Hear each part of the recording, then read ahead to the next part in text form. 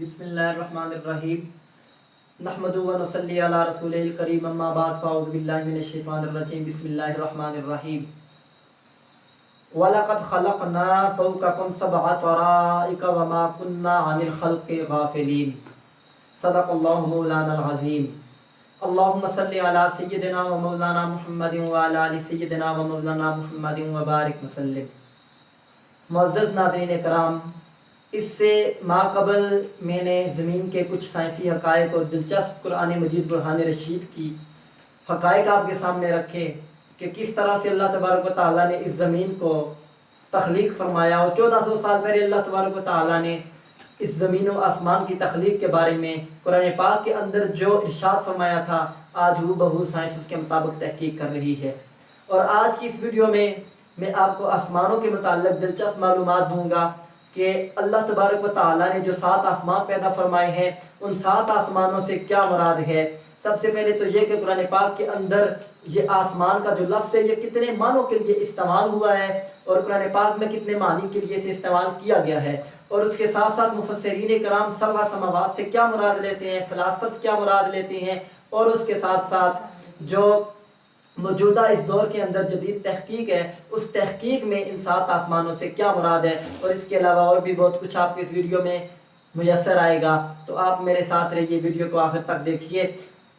اللہ تبارک و تعالیٰ نے قرآن پاک میں ارشاد فرمایا وَلَقَدْ خَلَقْنَا فَوْقَكُمْ سَبْعَ سَمَاوَاتٍ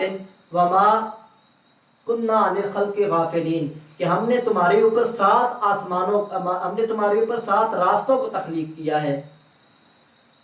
اور ہم اپنی خلق سے، اپنی تخلیق سے بے خبر نہیں ہیں۔ اور دوسری سورہ ملک کے اندر اللہ تبارک و تعالیٰ نے ارشاد فرمایا الذی خلق 7 سماوات طباقا ما تری فی خلق الرحمن من تفاوت فارجع البصر هل تری من فطور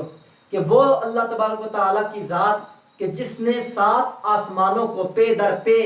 7 طبقات ان کے 7 درجے بنائے ہیں، اور تو نہیں دیکھے گا ما تری فی خلق الرحمن من تفاوت، تو اللہ تبارک و تعالیٰ کی تخلیق میں کوئی کمی کجی نہیں دیکھے گا۔ فارجع البصر هل تری من فطور، پس جو اپنی تیری جو تو نظر کو لوٹائے گا، تو اپنی نظر کو دوبارہ لوٹا، کیا تو اس کے اندر کوئی کمی کجی دیکھتا ہے؟ یہ سورہ ملک کی آیت نمبر 2 ہے۔ اور جو سورہ مؤمنون کی آیت نمبر 17 ہے وَلَقَدْ خَلَقْنَا فَوْقَكُمْ سَبْعَ طَرَائِقَ، اس آیت کا جو ترجمہ ہے وہ ڈاکٹر طاہر القادری صاحب نے جو کیا ہے، وہ انہوں نے اس طرح سے کیا ہے کہ بے شک ہم نے تمہارے اوپر کرۂ ارض کے گرد فضائے بسیط میں تمام نظام کائنات کی حفاظت کے لیے 7 راستے یعنی 7 مقناطیسی میدان، 7 مقناطیسی پٹیاں بنائی ہیں، اور ہم کائنات کی تخلیق اور اس کی حفاظت کے تقاضوں سے بے خبر نہ تھے۔ یہ طاہر القادری صاحب نے اس کا ترجمہ کیا ہے۔ اب ہم دیکھتے ہیں کہ لفظ سماعن یا سماواتن یہ قرآن پاک میں کتنی جگہ پہ استعمال ہوا ہے، اور لفظ 7 سماوات یہ قرآن پاک میں کتنی جگہ پہ استعمال ہوا ہے، اور کن کن معنی کے لیے استعمال ہوا ہے۔ لفظ سماعن یا سماواتن یہ لفظ کل 310 مرتبہ قرآن پاک کے اندر استعمال ہوا ہے، جن میں سے 7 بار قرآن پاک کے اندر 7 سماوات کا لفظ صراحت کے ساتھ استعمال ہوا ہے، اور 2 بار قرآن پاک میں 7 سماوات یعنی 2 بار قرآن پاک میں 7 آسمانوں کی طرف کنایتاً اللہ تبارک و تعالیٰ نے ارشاد فرمایا ہے 2 جگہ پہ، اور ایک جگہ پہ اللہ تبارک و تعالیٰ نے 7 زمینوں کی طرف بھی اشارتاً ارشاد فرمایا ہے۔ اور قرآن پاک میں جو لفظ سماع ہے، لفظ سماع 7 مختلف معنی کے لیے استعمال ہوا ہے، 7 آسمانوں کے علاوہ، یعنی نمبر 1 تو اس کے جو لفظ سماع کا مطلب آسمان ہی ہے، جو ہمارے اوپر آسمان ہے، یہ مراد ہے، اور نمبر 2 یہ بادل کے معنی میں بھی سماعن کو استعمال کیا گیا قرآن پاک میں، نمبر 3 کرۂ ہوائی کے معنی میں بھی استعمال کیا گیا ہے، نمبر 4 اس کو بادلوں کی فضا کے معنی میں بھی اللہ تبارک و تعالیٰ نے استعمال فرمایا ہے، اور گھر کی چھت کے معنی میں بھی استعمال کیا گیا ہے، نمبر 5 بارش کے معنی میں بھی استعمال کیا گیا ہے، اور نمبر 6 سماوی کائنات کے معنی میں بھی استعمال کیا گیا ہے۔ تو کل یہ 7 بنتے ہیں، یعنی ایک تو آسمان جو 7 آسمان ہیں وہ، اور اس کے علاوہ سماعن کا لفظ 6 اور معنی کے لیے استعمال کیا گیا ہے۔ اور لفظ 7 یہ بعض اوقات عربی میں اکثریت کے لیے بھی آتا ہے، یعنی لفظ 7 کے بھی 2 معنی ہیں، ایک تو معین و مشخص جو عدد ہے یعنی 7 جو 6 کے بعد اور 8 سے پہلے ہوتا ہے، اور ایک یہ کہ لفظ سبا کو عربی میں بعض اوقات تعداد کثرت بیان کرنے کے لیے بھی استعمال کر لیا جاتا ہے۔ اور مفسرین کے نزدیک جو سبع سماوات ہے اس کے جو معنی ہیں پھر کیا بنتے ہیں۔ نمبر 1، اگر لفظ 7 یعنی لفظ سبع سے حقیقی معنی میں استعمال ہو 7 کے معنی میں، تو پھر اس کے 2 احتمال ذکر کیے گئے ہیں کہ یا تو 7 سماوات سے ستاروں اور سیاروں سے بھرے 7 آسمان مراد ہوں گے کہ جن میں سے ہر ایک کرۂ زمین کی مانند ہوگا، اور دوسرا یہ معنی ہے کہ فطرت کے 7 پست مراتب وجودی کے مقابل میں قرب و حضور کے 7 عالی معنوی مقام ہیں کہ جو اللہ تبارک و تعالیٰ نے جن کا بیان کیا ہے اس 7 سماوات میں، یعنی کہ اس سے مراد جو ہے وہ قرب ہیں، نیک بندوں کے جو قرب ہیں، جو درجات ہیں وہ مراد ہیں۔ بعض مفسرین نے یہ بھی کہا ہے۔ اور اگر 7 کو کثرت کے معنی میں استعمال کیا جائے کہ 7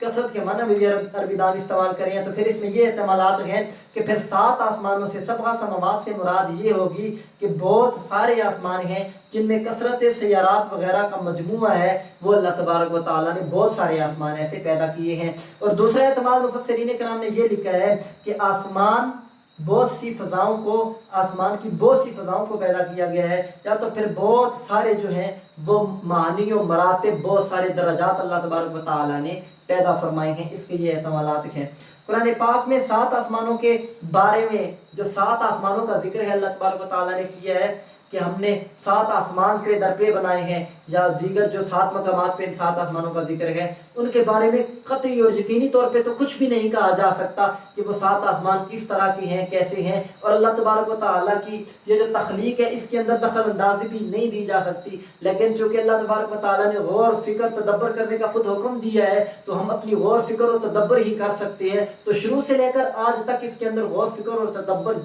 کی جاتی رہی، اور مختلف قسم کے جو تجربات کی بنیاد کے اوپر، مختلف قسم کے مشاہدات کی بنیاد کے اوپر مختلف قسم کے تخمینے اندازے لگائے جاتے رہے کہ ان 7 آسمانوں سے کیا مراد ہے، کس طرح کے آسمان ہیں۔ یہ میں آگے تک چل کے آپ کو ڈیٹیل کے ساتھ بتاتا ہوں، اور آج تک یہ تحقیقات ہو رہی ہیں، اور آج جو جدید تحقیق ہوئی ہے وہ بھی اب آپ کے سامنے میں رکھنے جا رہا ہوں اس سے آگے۔ البتہ اب ہم دیکھتے ہیں سب سے پہلے کہ قرآن پاک میں جو 7 سماوات کا لفظ استعمال ہوا ہے، آیا احادیث کریمہ میں ان 7 آسمانوں کی کوئی وضاحت ہے کہ نہیں ہے؟ اب احادیث کریمہ میں کثیر ایسی حدیث ہے جن میں 7 آسمانوں کا ذکر تو موجود ہے، یعنی 7 آسمانوں کا فقط اگر ذکر دیکھنا چاہیں تو اس میں بہت ساری حدیث موجود ہیں، جس طرح سے صحیح بخاری میں حدیث نمبر 349 ہے اور حدیث نمبر 7517 ہے، شب معراج کی روایت ہے جو حضرت انس بن مالک رضی اللہ تعالیٰ عنہ سے ہے، جس میں بالکل واضح طور پہ میرے آقا کریم صلی اللہ علیہ وسلم کے شب اسرا پہلے آسمان کے اوپر تشریف لے جانے کا کہ جبریل امین کے ساتھ حضور اقدس صلی اللہ علیہ وسلم تشریف لے کے گئے، تو اس روایت کا مفہوم یہ ہے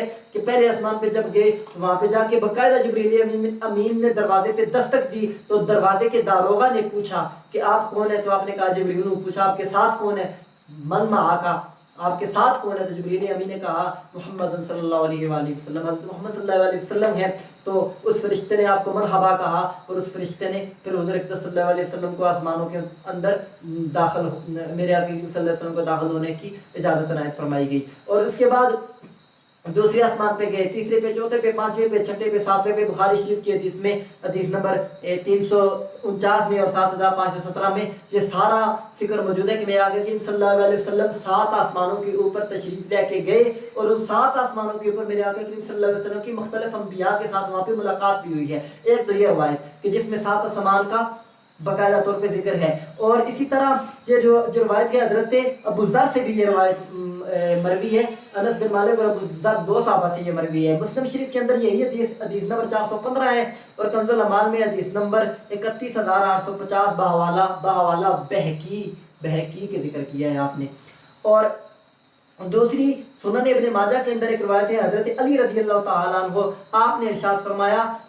کہ میرے آقا کریم صلی اللہ علیہ وسلم نے نصف شعبان کے بارے میں ارشاد فرمایا کہ ان اللہ ینزل فیہا لغروب الشمس الی سماء الدنیا، کہ 15 شعبان کو، نصف شعبان کو اللہ تبارک و تعالی آسمان دنیا پر نزول فرماتے ہیں۔ تو اس سے بھی ثابت ہوتا ہے کہ آسمان دنیا سے اوپر بھی کچھ نہ کچھ آسمان موجود ہیں۔ اسی طرح بخاری شریف میں حضرت زینب کی جو روایت ملتی ہے، بہت لمبی روایت ہے، وہ بھی کافی لمبی ہے، جس کا مفہوم یہ ہے کہ حضرت زینب فرماتی ہیں کہ مجھے اللہ تبارک و تعالیٰ نے باقی ساری ازواج مطہرات کے اوپر فضیلت عطا فرمائی ہے کہ اللہ تبارک و تعالیٰ نے میری شادی 7 آسمانوں کے اوپر کی ہے۔ بخاری شریف میں یہ بھی حدیث موجود ہے۔ اب سنن ابو داؤد کے اندر حدیث نمبر 4723 اور حضرت عباس بن عبد المطلب رضی اللہ تعالیٰ عنہ سے یہ روایت ہے۔ جامع ترمذی میں حدیث نمبر 3320 ہے اور حدیث نمبر 3298 جو کہ حضرت ابو ہریرہ سے ہے۔ اسی طرح ابن ماجہ کے اندر حدیث نمبر 193 ہے حضرت عباس سے۔ اس روایت میں یہ جو حضرت عباس کی روایت ہے، اس روایت میں صراحت کے ساتھ میرے آقا کریم صلی اللہ علیہ وسلم نے آسمانوں کا 7 آسمانوں کا اور زمینوں کا ذکر کیا ہے، اور ان روایات کے اندر میرے آقا کریم صلی اللہ علیہ وسلم نے باقاعدہ طور پہ ان کے درمیان کے فاصلے کو بھی ذکر فرمایا ہے۔ جو حضرت عباس کی روایت ہے اس میں 71 72 73 تک کا ذکر آتا ملتا ہے کہ 71 دنوں کی مسافت ہے یا 72 دنوں کی مسافت ہے یا 73 دنوں کی مسافت ہے یا سالوں کی مسافت ہے۔ اور جو حضرت ابو ہریرہ رضی اللہ تعالیٰ عنہ سے روایت ہے اس میں یہ ہے کہ 500 سال کی مسافت ہے کہ آسمانوں ایک آسمان سے دوسرے آسمان کے درمیان اور زمین سے آسمان کے درمیان۔ میں پچھلی ویڈیو میں بھی اس روایت کا حوالہ دے چکا ہوں کہ حضرت ابو ہریرہ رضی اللہ تعالیٰ عنہ نے ارشاد آپ فرماتے ہیں کہ میرے آقا کریم صلی اللہ علیہ وسلم نے ہم سے پوچھا بادل کے بارے میں کہ یہ کیا ہے، تو ہم نے کہا کہ یہ بادل ہے، اور حضرت عباس فرماتے ہیں کہ یہ مزن ہے، سحاب ہیں، تو ان کے نام 3 نام حضرت صلی اللہ علیہ وسلم نے ارشاد فرمائے۔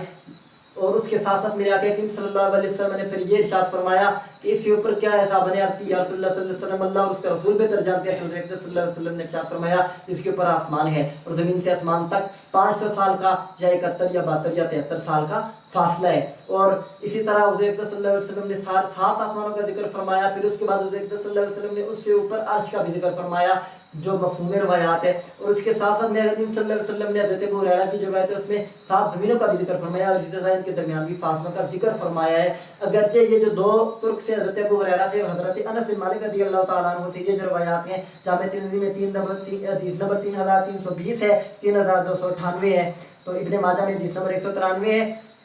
ان روایات کو ضعیف کہا گیا ہے، لیکن چونکہ یہ فضائل کے باب میں ہے اور فضائل کے باب میں ضعیف روایات بھی قابل قبول ہوتی ہیں، یہ موضوع نہیں ہے۔ امام ترمذی نے حسن غریب کہا ہے، تو ان روایات کو ضعیف کہا گیا ہے، لیکن پھر بھی 7 آسمانوں کا ذکر اور بھی بہت ساری روایات میں ہے، تو ان کے ساتھ اگر ان کو بھی ملا لیا جائے تو 7 آسمان تو ثابت ہو ہی جاتے ہیں۔ بہرحال ان کے درمیانی جو فاصلے ہیں ان پہ پھر میرے آقا کریم صلی اللہ علیہ وسلم کی یہ حدیثیں یہ مصداق ہیں، یہ ثابت کرتی ہیں کہ آسمانوں اور زمینوں کے درمیان جو فاصلے ہے وہ ایک آسمان سے دوسرے کے درمیان 500، زمین سے آسمان تک، پھر ہر آسمان سے دوسرے آسمان تک 500 سال کی مسافت کا فاصلہ ہے۔ یہاں تک کہ مفسرین کرام نے حضرت ابن عباس سے یہاں تک روایات ذکر کی ہیں کہ 1000 سال کا فاصلہ ہے۔ آپ نے یہاں تک حضرت ابن عباس نے کہا ہے کہ ایک زمین سے آسمان کے درمیان تک 1000 سال کا فاصلہ ہے، اور فرشتہ جو ہے وہ ایک دن میں فرشتہ جو ہے یہ سفر طے کرتا ہے زمین سے آسمان تک، یعنی پہلے آسمان کا جو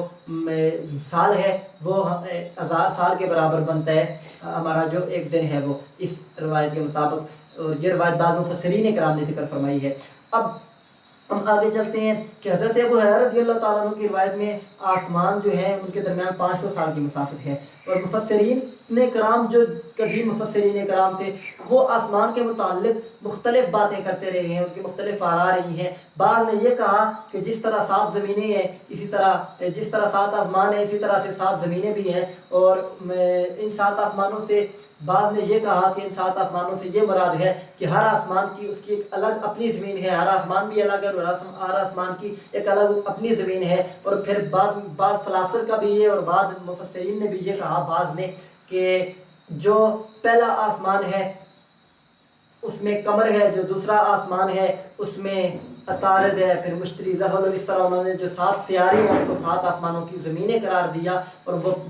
قدیم فلاسفر نے یہ کہا تھا کہ یہ 7 آسمانوں سے مراد ہے، اور 7 آسمانوں کے اپنے اپنے یہ سیارے ہیں، تو جس سیارے کا جو مدار ہے وہی اس کا آسمان ہے، وہ یہ کہتے تھے۔ اور اس کے ساتھ ساتھ انہوں نے باقاعدہ طور پہ آسمانوں کے جو رنگ ہیں وہ بھی بیان کیے تھے بعض متقدمین مفسرین کرام نے، اور امام غزالی نے بھی ان چیزوں کا ذکر فرمایا ہے اور ان سیاروں کا ذکر فرمایا کہ یہ 7 سیارے ہیں۔ اور امام غزالی نے ذکر کیا ہے اور انہوں نے 7 جو آسمان ہیں ان 7 آسمانوں کے مختلف نام بھی اس دور میں ذکر کیے تھے۔ آپ نے کہا مفسرین کرام نے یہ کہا کہ پہلے آسمان کا نام تقیہ ہے، مکاشفۃ القلوب کے اندر بھی یہ نام موجود ہیں، اور آپ نے کہا کہ پہلے آسمان کا نام رقی ہے جو دودھ سے زیادہ سفید ہے، دوسرے آسمان کا نام فہدون یا معون ہے اور وہ ایسے لوہے کا ہے جس سے روشنی کی شعاعیں پھوٹتی ہیں، اور انہوں نے کہا کہ تیسرے آسمان کا نام ملکوت یا ہاریون ہے اور وہ تانبے کا بنا ہوا ہے، اور چوتھے آسمان کا نام زارا ہے جو آنکھوں میں خرگی پیدا کرنے والی چاندی کے ساتھ بنا ہوا ہے، اور پھر انہوں نے فرمایا کہ پانچویں آسمان کا نام مزینہ یا مسحرہ ہے جو کہ سرخ سونے کا بنا ہوا ہے، اور چھٹے آسمان کا نام خالصہ ہے جو چمکدار موتیوں سے بنایا گیا ہے، اور ساتویں آسمان کا نام لابیہ یا داحسہ ہے جو کہ سرخ یاقوت کا ہے، اور اس میں بیت المعمور بھی ہے۔ مکاشفۃ القلوب میں یہ لکھا گیا، یہ مکاشفۃ القلوب کے اندر بھی یہ آسمانوں کے نام ذکر کیے گئے ہیں۔ اب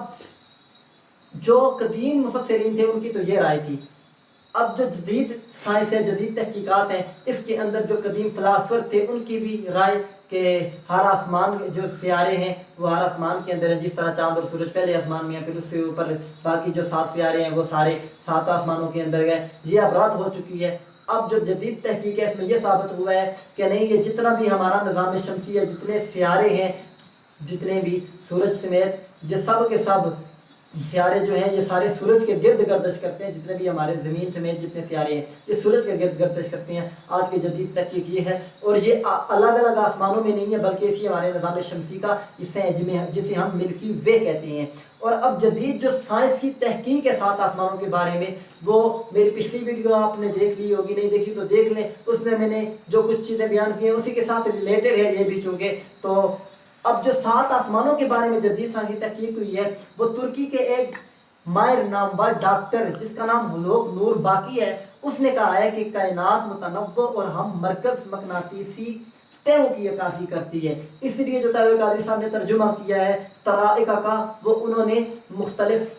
راستوں کے بجائے آپ نے مقناطیسی تہوں کے کہہ کے کیا ہے کہ مقناطیسی تہ ہیں یا مقناطیسی میدان ہیں۔ تو اس چیز کو سمجھانے کے لیے پہلے آپ یہ سائنسی تحقیق سمجھ لیجئے کہ یہ سائنسی تحقیق کیا کی ہے ترکی کے اس ڈاکٹر نے جس کا نام ہلوک نور باقی ہے۔ اس نے کہا ہے کہ جو پہلی اور مرکزی تہ ہے وہ بے شمار ستاروں سے بننے والی کہکشاؤں اور ان کے گروپوں پر مشتمل ہے، اور جو اس کے اوپر والی تہ ہے وہ بہت سی مقناطیسی خصوصیات کی عامل ہے جو کواسرز ستاروں کے بیجوں پر مشتمل ہے، اور اس کے گرد جو تیسری مقناطیسی تہ پٹی ہے جو کائنات کے مستقل مقامات کو اپنے حلقے میں لیے ہوئے ہے، اور جو چوتھی ہے سب سے اندرونی دائرہ، اور خاص طور پر ہمارا جو اپنا نظام شمسی ہے تمام سیاروں سمیت آسان ترین قابل مشاہدہ علاقہ ہے، اس نظام کی اندرونی ساخت کے 3 الگ الگ مقناطیسی میدانوں پر مشتمل ہے۔ جو سب سے پہلا ہمارے اس نظام شمسی کا جو سب سے پہلا حصہ ہے، یعنی 3 الگ الگ مقناطیسی میدان ہیں، جو اس میں سے پہلا میدان ہے وہ سب سے پہلے تو سیارہ ایک مقناطیسی میدان کا مالک ہے۔ اگر ہر سیارہ جو ہے، ہر سیارہ اس نظام شمسی میں اس کا ایک مقناطیسی نظام ہے، یعنی ایک کشش شکل اس کے اندر تب بھی پیدا ہوتی ہے کہ اس کا ایک مقناطیسی میدان ہوتا ہے ہر سیارے کے اندر۔ ہر سیارے اگر وہ ہو تو اس کی فضا ہوتی ہے، یعنی ہر سیارے کا ایک مقناطیسی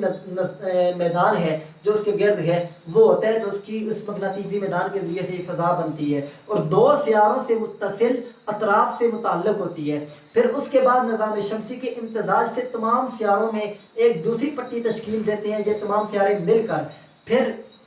ہر نظام شمسی اپنی کہکشاں کے ساتھ مل کر ایک الگ وسیع و عریض مقناطیسی علاقے کی بنیاد رکھتا ہے۔ کائنات میں اربوں خربوں کہکشائیں ہیں چونکہ، اور اربوں خربوں کہکشاؤں کی تحقیق ہوئی ہے۔ اب ہمارا جو ملکی وے ہے نظام شمسی جسے ملکی وے کا نام دیا گیا ہے، اس کے اندر خربوں کی تعداد میں کہکشائیں ہیں اور خربوں کی تعداد میں الگ الگ سورج اور ستارے ہیں۔ تو اس جیسی اب یہ ہمارا ایک ملکی وے ہے، اس جیسی اور ہزاروں نظام شمسی ہے، لاکھوں نظام شمسی کائنات کے اندر موجود ہیں۔ تو یہ جو جتنے بھی نظام شمسی ہیں ان پر جب ہم تو اپنی نظر کو دوڑاتے ہیں تو جس طرح یہ ہمارے نظام شمسی کو 3 بنیادی حصوں میں تقسیم کیا گیا ہے کہ جو پہلا جو ہے وہ ہماری کہکشاں، ہر ستارے کے گرد ایک مقناطیسی میدان ہے. پھر وہ ہر ستارے کے بعد وہ کہکشاں، جب ستارہ کہکشاں کے ستارے میں کہکشاں بنتی ہے تو اس کہکشاں کا ایک مغناطیسی نظام بن جاتا ہے. پھر جب وہ کہکشاں مل کے مختلف جو ہیں کلسٹرز بنتی ہیں تو پھر ان کا مغناطیسی نظام بن جاتا ہے. جب مزید اعلیٰ سطح کے اوپر پہنچا جائے تو وہاں پہ آس پاس واقع جتنی بھی کہکشائیں ہیں، کلسٹرز ہیں، وہ سب ایک گروہ میں اکٹھی ہو جاتی ہیں اور ان کا پھر ایک مغناطیسی میدان بن جاتے ہیں. اس تحقیق سے یہ ثابت ہوتا ہے کہ جو پہلا آسمان ہے، اب سبع سماوات کے ساتھ اس تحقیق کو ملایا جائے تو جو پہلا آسمان ہے، سائنسدانوں نے یہ کہا ہے کہ وہ خلائی میدان ہے جس کی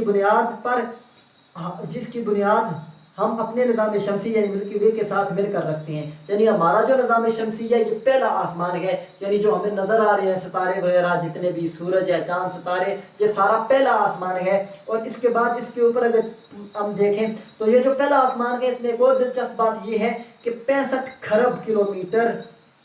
تک یہ اس کا مغناطیسی میدان جو ہے وہ پھیلا ہوا ہے. جو پہلا آسمان ہے اس کا جیسے جیسے اوپر جاتے ہیں وہ اور وسیع ہوتا جاتا ہے. تو جو دوسرا آسمان ہے وہ ہماری کہکشاں کا خلائی میدان ہے. یہ وہ مغناطیسی میدان ہے جسے ملکی وے کا مرکز تشکیل دیتا ہے اور یہ حال ہی میں دریافت ہوا ہے. یہ دوسرا آسمان ہے اور یہ جو دوسری تہ ہے یہ 1,30,000 نوری سال وسیع ہے. 1,30,000 نوری سال کے فاصلے پر ہے. اور جو تیسرا آسمان ہے وہ ہمارے مغناطیسی کلسٹر یعنی کہکشاؤں کے گروہ کا خلائی میدان ہے جو 20 لاکھ نوری سال کی حدود میں پھیلی ہوئی ہے. یہ ہمارا مغناطیسی کلسٹر ہے. اور جو چوتھا آسمان ہے وہ کائنات کا مرکزی مغناطیسی میدان ہے جو کہکشاؤں کے تمام گروپوں کے مجموعے سے تشکیل پاتا ہے اور 10 کروڑ نوری سال کے قطر پر محیط ہے. نوری سال کے 10 کروڑ کے قطر پر. اور یہ کائنات کا مرکز تشکیل دینے والی کہکشاؤں کے تمام گروپوں کا مجموعہ ہے. اور اس کے اوپر پھر پانچواں آسمان ہے. جو پانچواں آسمان ہے وہ کائناتی پٹی پر مشتمل ہے جو کوارسز بناتے ہیں. اور جو پانچویں آسمان کا قطر ہے وہ 1 ارب نوری سال کی مسافت پر واقع ہے. اور جو چھٹا آسمان ہے وہ اس سے اوپر ہے اور اس سے اوپر پھیلا ہوا ہے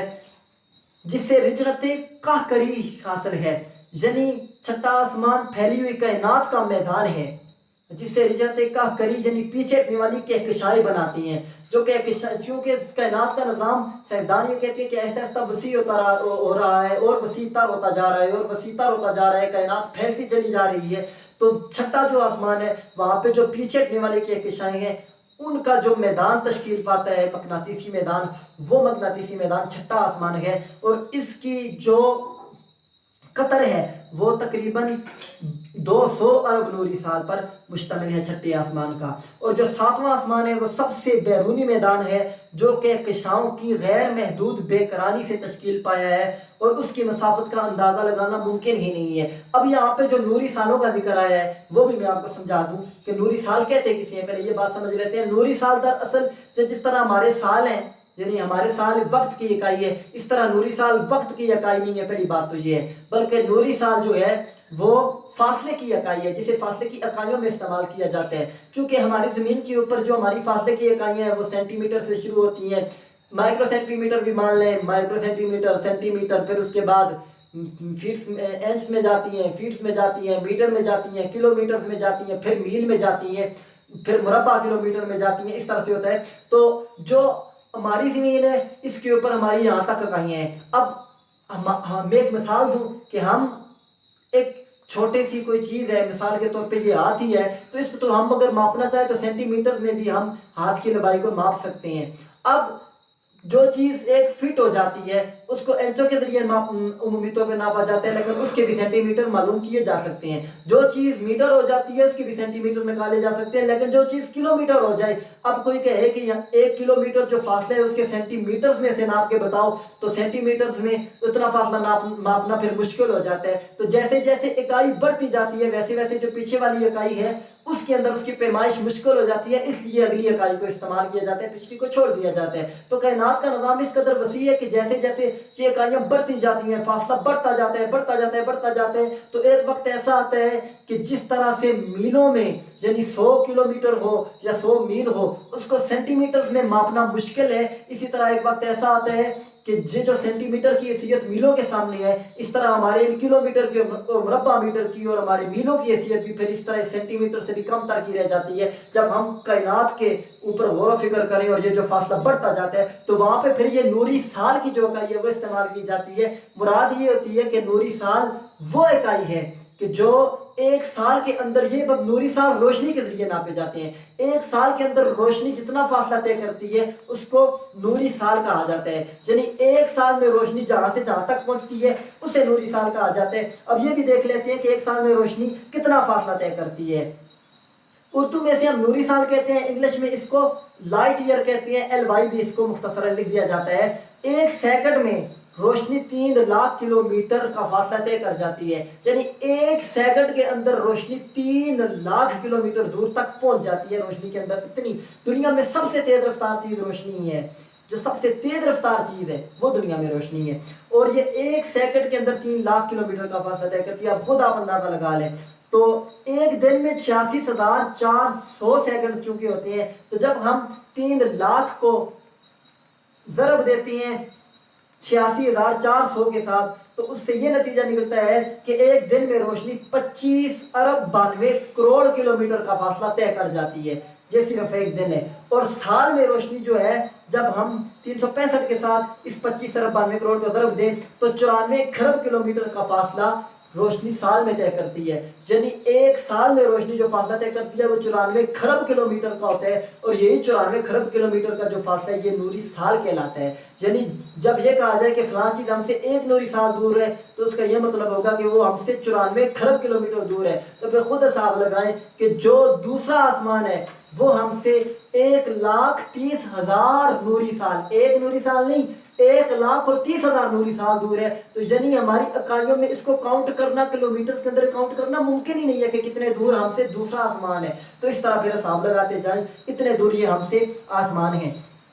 اب یہ جتنے بھی آسمان ہیں، یہ 7 جو آسمان ہیں، جو یہ جدید تحقیق ہے، اس میں ایک بات یہ بھی ہے کہ یہ جتنے آسمان ہیں، ان آسمانوں کا جو سفر ہے وہ ناممکن ہے۔ اس کی وجہ یہی ہے کہ ان کی جو مسافتیں ہم سے بہت زیادہ دور ہے، یہ ہم سے بہت زیادہ دوری کے فاصلے پر ہیں، اور اس لیے ان کے لیے نوری سال کا جو کلیہ ہے، جو اکائی ہے وہ استعمال کی جاتی ہے۔ ہم سے اتنے دور ہیں کہ ان تک ہم سفر نہیں کر سکتے۔ اس کی وجہ یہ ہے کہ ان تک سفر کرنے کے لیے روشنی سے بھی تیز سپیڈ درکار ہوتی ہے، اور جو خلا کے اندر ہمارے راکٹس چھوڑے گئے ہیں یا جو سیٹلائٹ چھوڑے گئے ہیں، اب تو کافی آگے تک چھوڑ دیے گئے ہیں، مریخ تک چھوڑ دیے گئے ہیں، بلکہ اس سے بھی اوپر بہت دور تک کی تحقیقات کے کشاؤں کی تصاویر لی گئی ہیں، تو وہاں تک بھی جو چھوڑے گئے ہیں وہ ان کو اس رفتار سے چھوڑا جاتا ہے کہ وہ روشنی جیسی رفتار سے ان کو چھوڑا جاتا ہے کہ جن کی رفتار روشنی جیسی ہوتی ہے، تو اس رفتار سے وہ وہاں تک پہنچائے جاتے ہیں۔ تو چونکہ جتنی مقناطیسی میدان ہوتے ہیں آسمانوں کے، ان میں ایک تو ان کی قوت مغناطیسی جو ہے وہاں تک ہم نہیں پہنچ سکتے، ان کی قوت مغناطیسی اتنی ہے کہ وہاں پہ ہمارا جو وجود ہے وہ برقرار نہیں رہ سکتا۔ دوسرا، پھر وہاں تک پہنچنے میں روشنی سے بھی تیز رفتار چاہیے، اور کوئی بھی مادی چیز جو ہے وہ روشنی سے بھی تیز رفتار میں سفر نہیں کر سکتی، روشنی سے تیز رفتار میں فاصلہ طے نہیں کر سکتی۔ اور 7 آسمانوں سے متعلق جو تصور ہے وہ لامتناہی ابعاد کا بھی ہے، یعنی ہماری جو ابعاد ہیں وہ وقت کے سمیت اگر دیکھی جائے تو 4 بنتی ہیں: طول، عرض اور عمق، یعنی کسی چیز کی لمبائی، چوڑائی اور گہرائی جو ہے ابعاد ثلاثہ، اور اس کے ساتھ اگر وقت کو ملا دیا جائے تو ابعاد اربع بن جاتی ہیں۔ یہ ہمارے اس دنیا میں تو 4 ہی ہیں، لیکن جیسے جیسے یہ کائنات کی وسعتوں میں چلی جاتی ہے تو جس طرح نوری سال ہمیں ایک نئی اکائی سائنسدانوں کو تجویز کرنا پڑی ہے وہاں پہ اس فاصلے کو ماپنے کے لیے، اس طرح پھر ظاہر سی بات ہے ان کی جو لمبائی، چوڑائی، گہرائی ہوگی وہ کتنی ہوگی وہ بھی ہماری عقلوں میں نہیں ہے۔ تو وہاں پہ پھر یہ بھی ممکن ہے کہ وہاں پہ جو ابعاد ہیں وہ بھی یہ 4 ہی نہیں ہوگی بلکہ وہ بھی لامتناہی ہوگی، اور ہم تو ان 4 ابعاد تک ہی پہنچ سکتے ہیں، ہماری عقل بھی 4 ابعاد تک ہی پہنچ سکتی ہے، اور ہم 4 ابعاد کی چیزوں کو ہی محسوس کر سکتے ہیں۔ اس لیے ہماری آسمانوں کے اوپر جو اس سے مزید تحقیق ہے وہ مشکلات کا اس سے درپیش ہے، اس لیے مزید آسمانوں کے متعلق جاننا یہ ایک تقریباً محال کام ہے اور ناممکن ہے۔ اللہ کا نظام قدرت ہی ایسا ہے، ہم اس کو نہیں سمجھ سکتے ہیں۔ اور پھر حدیث میں چونکہ یہ بھی ہے کہ جو جنت ہے وہ آسمانوں سے بھی اوپر ہے۔ اب اللہ کے سارے راز انسانوں کے اوپر ظاہر نہیں ہو سکتے ہیں، اگر سارے راز ظاہر ہو جائے تو پھر ایمان بالغیب بھی نہیں رہے گا۔ بہرحال جہاں تک ممکن ہوگا وہاں تک تحقیق کی جائے گی، اور جہاں تک اب تک تحقیق کی گئی ہے کوئی حتمی نظریہ یہ نہیں ہے، لیکن یہ جو سائنسی تحقیق ہے وہ بھی آپ کے سامنے بیان کر رہا ہوں۔ اور مختلف جو آسمان ہیں ان میں موجود عالم مکان مختلف ابعاد کا عمل ہوتا ہے، اس لحاظ سے 7 آسمانوں کے تصور سات جدا جدا خلائی تسلسلوں کے تصور کو بھی شامل ہے، کیونکہ ہم ابھی تک وقت میں 4 بات تک کی پہنچ سکے ہیں، لہذا کاملاً ہم آسمانوں کے تصور کو نہیں سمجھ سکتے ہیں۔ اور یہ جو آسمان ہیں ان کے بارے میں اب تک یہ تحقیق ہوئی ہے، یعنی اس ساری تحقیق کا خلاصہ یہ ہے کہ جدید سائنسی تحقیق یہ ہے کہ یہ جو آسمان ہے ہماری جو کائنات کے اندر ایک کشش ثقل ہے، ہر چیز کے اندر اس کشش ثقل کی وجہ سے اس کے گرد ایک کرہ تشکیل پاتا ہے، ایک مقناطیسی نظام، مقناطیسی پلیٹ یا مقناطیسی پرت کہہ لیں، وہ تشکیل پاتی ہے جو بہت گہری ہوتی ہے اور اس کی وہاں تک کشش ثقل پہنچتی ہے ہر چیز کی۔ تو آہستہ آہستہ کرتے کرتے جب یہ ہمارا پورا جو ملکی وے ہے، یہ ملکی وے مل کر ایک آسمان بنا لیتے ہیں، اور جب اس ملکی وے کے ساتھ دوسرے جتنے بھی نظام شمسی ہیں وہ ملتے ہیں تو وہ دوسرا بنا لیتے ہیں۔ پھر مختلف نظام شمسی کے مختلف ان نظاموں کے اربوں خرب چونکہ کہکشائیں ہیں، تو وہ ساری کہکشاؤں کا جو جرمٹ مل جاتا ہے وہ کلسٹر بن جاتے ہیں، اور کلسٹر کے گرد جو ایک مقناطیسی نظام بنتا ہے وہ تیسرا آسمان بنا لیتی ہے۔ اور پھر وہ جو کلسٹرز ہوتے ہیں، وہ کلسٹر جب اکٹھے ہوتے ہیں اس سے چوتھا آسمان وجود میں آتا ہے، اور جب ان کی کشش ثقل جو ہے وہ اکٹھی ہو جاتی ہے، مختلف گروپس اکٹھے ہو جاتے ہیں وہاں پہ جا کے، تو اس سے پانچواں آسمان بن جاتا ہے۔ اور پھر پیچھے ہٹنے والی جو کہکشائیں ہیں چونکہ کائنات پھیل رہی ہے، ان کے وجود کے ساتھ چھٹا آسمان تشکیل میں آتا ہے، اور پھر اس کے بعد ساتواں آسمان تشکیل میں آتا ہے جو ہماری عقلوں میں ہی جس کا آنا محال ہے۔ تو یہ ہے 7 آسمانوں کے بارے میں تحقیق۔ اب اس ساری تحقیق کا جو مقصد ہے وہ یہ ہے کہ قرآن مجید فرقان حمید نے جو قرآن پاک میں 7 طبقات کا ذکر کیا ہے کہ ہم نے آسمان کے 7 طبقات بنائے ہیں، 7 طبقات پیدا کیے ہیں، آج سائنس اس کے اوپر تحقیق کر رہی ہے، اور آج سائنس نے یہ ثابت کر دیا ہے کہ فی الواقع یہ 7 طبقات موجود ہیں۔ مزید تحقیقات جاری ہیں اس کے اوپر کہ کہاں ہیں، کیسے ہیں۔ بہرحال ہمیں جو اللہ رسول نے ارشاد فرمایا ہے وہی حق ہے اور سچ ہے، ہم اسی کے اوپر ایمان لاتے ہیں۔ اس کے علاوہ جو سائنسی تحقیقات ہیں وہ اپنی جگہ پر ہیں، ان کو اپنے تجربے مشاہدے کی بنیاد پہ سائنسدان پیش کرتے ہیں۔ اب مزید اس میں آگے بھی تحقیقات ہوتی رہیں گی، لیکن ابھی تک اس میں یہ تحقیقات ہوئی ہے تو ہمیں یہ یقین ضرور ہے کہ یہ آسمان حق ہے، سچ ہے، اور جنت ان سے بھی اوپر ہے۔ اگر آج تک ہم تو اپنی زمین کے بارے میں بھی نہیں پہچان سکے، میں نے پچھلی ویڈیو میں کہا تھا 5% سے زیادہ حصہ ہمیں معلوم نہیں ہے، کیونکہ کائنات کے اندر اس ہمارے نظام شمسی کا بھی 5% سے زیادہ ایسا معلوم نہیں ہے۔ اس کی وجہ یہ ہے کہ 95% یہاں پہ جو ہے بلیک ہولز ہیں، ایک بلیک میٹر ہے، بلیک انرجی ہے، جس کی وجہ سے سائنسدان کہتے ہیں کہ اس کی پہچان ناممکن ہے۔ اور ہماری جو یہ چھوٹی سی زمین ہے، صرف زمین ہی اس کو بھی اگر دیکھا جائے تو ہماری اس زمین کی جو خد و خال ہیں ان کی آج تک مکمل تحقیق نہیں ہو سکی ہے۔ پوری زمین کو آج تک ایمیزون کے کتنے % جنگلات ہیں جن کو آج تک سائنسدان نہیں دیکھ سکے ہیں۔ ہماری زمین پہ کتنی ایسی چیزیں ہیں جن کے اوپر سائنس نے تحقیق نہیں کر سکی، سائنس وہاں پہ ناکام ہے۔ تو چاہے جائے کہ وہ آسمانوں کی تک پہنچ جائے، آسمانوں کے اوپر تحقیقات ہوں، لیکن یہ ہے کہ ہمارا یہ کائناتی نظام اللہ تبارک و تعالیٰ نے کتنا حسین بنایا ہے، وہ کس طرح اس نظام کو چلا رہا ہے، یہ بڑی حیرت انگیز اللہ تبارک و تعالیٰ کی قدرت ہے۔ اور اس سے یہی ثابت ہوتا ہے کہ اتنے بڑے نظام کو اگر ایک چھوٹا سا تنکا اس جگہ سے اس جگہ پر نہیں ہو سکتا ہے کسی کے کیے کے بغیر،